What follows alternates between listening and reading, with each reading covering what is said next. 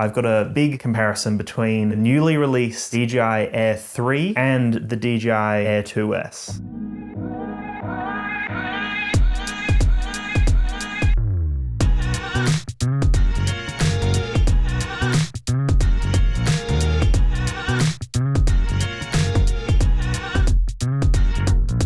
Hello beautiful internet family, my name is Dan Davis and I'm the creative director here at DansTube.TV as well as the Fearless Drone Academy, which is the ultimate online drone course for beginners. This is definitely a close comparison, but the Air 3 has so many new features. It's even got a dual camera system and it's the first Air model to have omnidirectional obstacle avoidance. There's a few other really cool things about this drone that I will get into throughout the video. As you can see, they are different in terms of size. The Air 3 is larger. It still does have a similar design. I really love the aesthetic of the Air 3. The Air series has always been very interesting to me. The original Mavic Air was just mint. I love that. When it first came out, I was blown away by the design. It looked so cool. The Air 2 and then the Air 2S came out and they were, again, a very unique, cool design. The Air 3 is definitely a larger drone. It does weigh 720 grams, where the Air 2S weighs 595 grams. So it is a larger drone. Overall, just its footprint is larger. The camera is larger because you're getting a dual camera system, and the battery system itself is a lot larger as well. So let's check out the camera system on the Air 3. I really like the new gimbal clamp they've gone for. At first it took a little bit of getting used to, but it actually covers up the sensors at the front as well, which is nice. And then once you pop that off, it reveals the dual camera system. So if you've been following the drone space for a while, you would know that the Mavic 3 came out with a dual camera system. And then we recently got the Mavic 3 Pro that has a tri-camera system, so 3 cameras. The Air 3 here, the first in the Air series to get a dual camera system, and they are very, very impressive cameras. So basically what happens here is you've got a dual camera system with two 1/1.3 inch CMOS sensors. So you've got just a wide angle kind of system on top that you've been used to in all of the other drones. So this would be a wide angle camera as well. But then you're also getting the 3x medium telephoto camera that we saw on the Mavic 3 Pro. It's the same camera system and it is a very nice camera system. I do enjoy using that 3x lens, which actually does create a completely different perspective and makes flying drones and capturing footage completely different again. It does open up a whole new playground. The wide-angle camera system on the Air 3 is a 24mm equivalent, and it's got an f-stop of 1.7, and then the 3x, which is the medium telephoto system, is equivalent of a 70mm, and it's f2.8, but they are both a 1/1.3 inch CMOS sensor. They can also both capture 4K 100 frames per second, which is really nice, as well as 1080p at 200 frames per second. So they're the two slow motion options. And then both systems can capture 4K 60, which is actually really nice because the systems are both very similar. So the image actually works nicely. Like they match up nicely. If you go from wide to then zoomed in, they work really nicely. The other thing to mention is that both camera systems on the Air 3 can capture 48 megapixel stills. So again, another beautiful standout point about this newly upgraded Air 3. But as we get into this a little bit deeper, you will learn how the Air 3 really does stand out and how they have advanced this model here to actually make it a significant upgrade, especially if we were to compare this to the Air 2. The Air 3 is a big jump. They can both actually capture 10-bit D-Log, so they've got the normal color profile, they've got HLG, and they've got the D-Log M as well. So 10-bit on both systems. When we look at the actual digital zoom though, which is interesting, so the Air 3 does have the 3x the 70mm equivalent, but what you can do is using the normal, the wide angle, you can go from 1 to 3x using digital zoom, and then with the medium telephoto, you can go from 3 to 9x with the digital zoom. So you are getting a lot more zooming capabilities with the Air 3. With the Air 2S, it does have some digital zooming options, which is nice, but you are limited to 4K 30 frames per second, and that allows you up to the 4x digital zoom. The 2.7K up to 60 frames per second does allow the 4x digital zoom as well. So that's nice that you do have digital zoom, but you will significantly drop the quality of the image if you zoom in too much. If you are interested in the Air 3 or the Air 2S, then I do have some exclusive bundles over on the D1 Store's website. So if you're based in Australia, which I am, and I'm trying to help out all my Aussies out there that are watching these videos, then definitely check out those bundles below. The Air 3 bundle is going to be an awesome one. And if you are interested in that upgrade from a previous drone, then this is a big leap for a lot of people. The Air 3 is a very exciting drone. So definitely check those links in the description below, as well as all the details to find out how to save some money.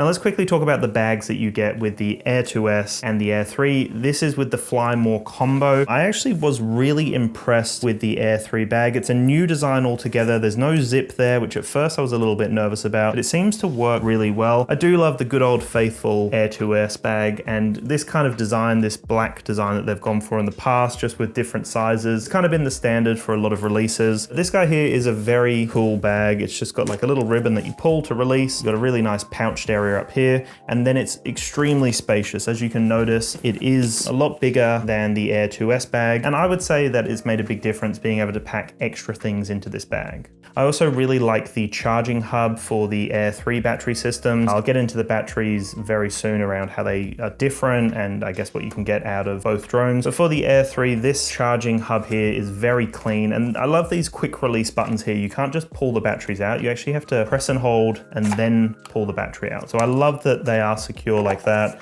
The system works really well and it fits nicely in the bag. And then we also have the newly released DJI RC2, which was exciting to play around with because they have improved a few of the things that made the original RC just a little bit falling short of the mark as such. So you'll probably notice it looks very similar. It's a very similar kind of footprint and design. We do finally have antennas though, which is really nice. It's something that was removed from a few different controllers. Like even when I look at the Air 2S controller, the RC-N1, which we've seen for a little while now, they didn't have those antennas that protruded that you could actually adjust. And it does make a big difference because it means that if the drone's directly above me, I can hold it like that, send the signals up. If the drone's over there in the distance, I can then flip up an angle to get even more surface area to send out that signal to my drone to make sure I'm facing it. It actually does make a big difference in my experiences. And the thing that's really cool about the Air 3 is we're actually seeing OcuSync 4 for the first time.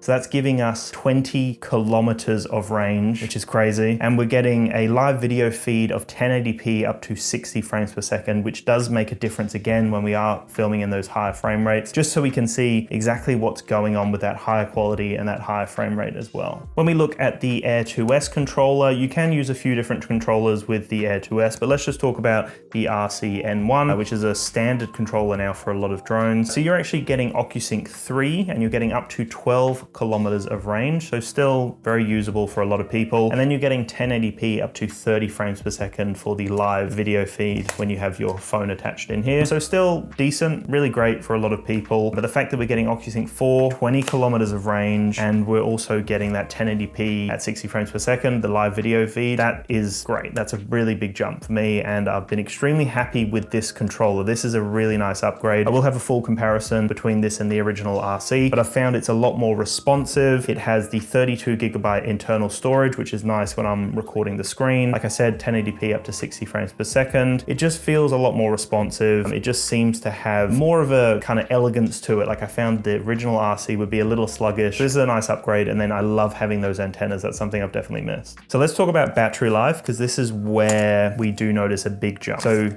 the Air 3, as you can see, a very large battery, 46 minutes of flight time. 46 minutes, that's massive. When we compare it to the Air 2S with this little battery here, this will get you 31 minutes of flight time. So look at this, Air 3, significantly larger battery, 46 minutes of flight time compared to 31 minutes of flight time on the Air 2S. So the Air 3 is the clear winner here. So if battery life is a big thing for you, this could be a major reason to upgrade to the Air 3. Here's the footprint of the two drones when they're completely folded out, ready to fly. So you can see that the Air 3 is a larger drone. It's slightly heavier as well. Like I told you, a couple of 100 grams more heavy. The thing that's cool is we're using now the fisheye obstacle avoidance, which we've seen on the Mavic 3 series. So we're getting omnidirectional obstacle avoidance on the Air 3, which first time for a mini drone or an air drone to get omnidirectional obstacle avoidance, the first air drone ever to get that. We've got basically avoidance in every single direction. So these fisheye lenses allow to view to the side, to the rear, and this is is the front and the side, and then we've got the downward facing, and then this guy obviously does the rear and the side as well. So you've got a bunch of sensors on here, the fisheye sensors that give you a really nice view of all the obstacles in the area, and you're getting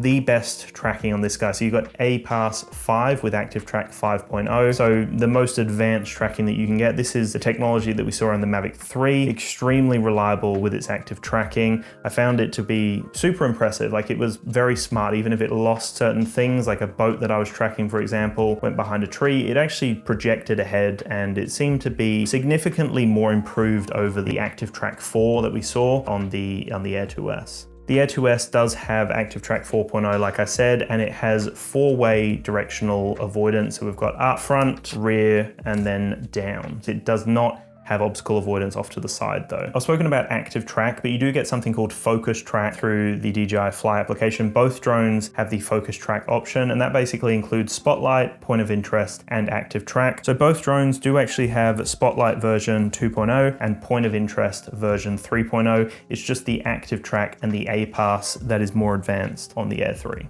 The Air 3 does have night mode, which we've seen on other drones in the past, but it's nice to see it come onto the Air 3 here. The limit is 4K up to 30 frames per second. You can't go higher than that. But night mode is nice. It's a separate mode in the video options. You can just tap on it, go night mode, and it just allows you to get reliable low light shots when you need to get them without worrying about playing around with the settings. The other major calling card is that we've got waypoints on the Air 3. I wasn't actually expecting this. I didn't know if they were going to do this. Waypoints have been exclusive to the Mavic 3 or the Mavic 3 series, which gives us the Mavic 3, the Mavic 3 Classic, and the Mavic 3 Pro. We got waypoints on the Air 3, so it's definitely the more premium prosumer offering here. They've definitely taken it a leg above the Air 2S. I do wonder what's going to happen with the Air 2S. Is this going to stay around? Are we still going to have this, or are they going to discontinue this at some point in the near future? Very interesting to see, because like this video, you've probably noticed the Air 2S is still a really good drone, but the Air 3 does have a lot going on for it, a lot of new exciting features, and waypoints is one of them. I've done a few tests on the channel with the Mavic 3 and the Mavic 3 Pro and the Mavic 3 Classic, and it's the same system. It's the same waypoint system, very reliable, gives you a lot of control, and I was very surprised to see it on the Air 3. So another cool thing is that we got cruise control with the Air 3. This was something that we saw in the Mavic 3 series, and as the name suggests, very similar to when you're driving a car. You press cruise control at whatever speed you're going, and it will just lock it at that speed, and you can take your foot off the accelerator. The thing that's very unique about the cruise control on your drone though is that you can put in multiple inputs. So you could have the drone flying sideways while increasing, and it will keep that whole momentum. It won't just lock out one movement. So you can get quite creative. You can get it to pull away and like angle up. You can do a lot with it. So the cruise control is very powerful. You can map it to one of the buttons at the back, and I'll have a full tips and settings video on the channel to help you with all of these things. But cruise control is another really cool underrated feature that we saw on the Mavic 3, and that's come over to the more prosumer Air 3 now. So again, another offering that's new to it that not many other drones have. Like I said, the RC2 has been released alongside the Air 3. I have no idea whether this is going to be compatible with the Air 2S. I would imagine it will be compatible with the Mavic 3 series, maybe with the Air 2S as well. I actually have no idea, but this was released alongside the Air 3, so it's kind of like a hand-in-hand release here. And like I said, a more responsive experience, 32GB internal. Having those antennas is a big calling card for me, and it's just a more reliable experience. I found myself really enjoying how responsive the touchscreen is. And now the final offering that's exclusive to the Air 3 compared to the Air 2S that I haven't held up in a little while is that, as you can probably see, they don't have the vertical camera system like the Mini 3 and Mini 3 Pro, but what they've done here is they've allowed us to capture vertical videos in-house. So it allows you to capture the aspect ratio of 9:16, which is that vertical reel you'd be using for TikTok, Instagram, Shorts, all those things that are vertical now. But basically what it does is it kind of just crops it for you. The thing that's really cool is when you choose the option, it still lets you see everything that the camera can see. So it just kind of lets you know where the filming area is, but you can still see everything outside. So that allows you to avoid different things and see the whole landscape, but it just crops it into the middle and gives you a video ready to edit and chuck online straight away, which is really cool. It is limited to 2.7K at 60 frames per second and 1080p at 60 frames per second. So you don't get 4K here,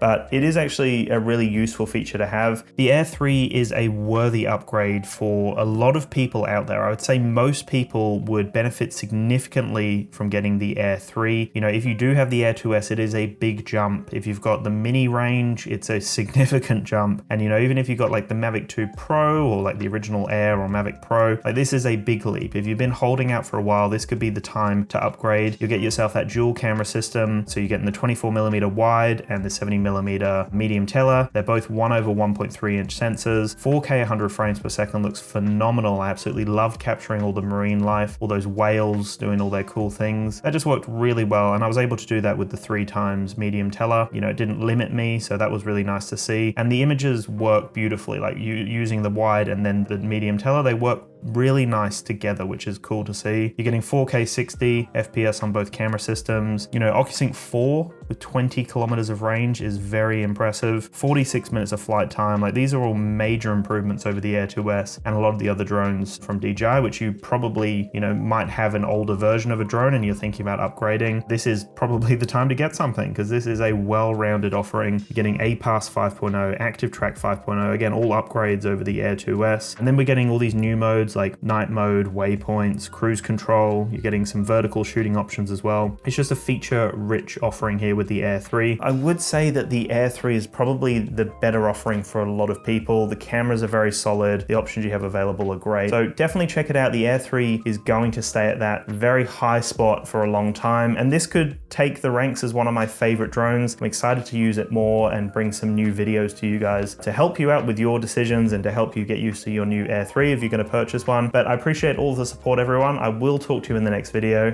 and peace out.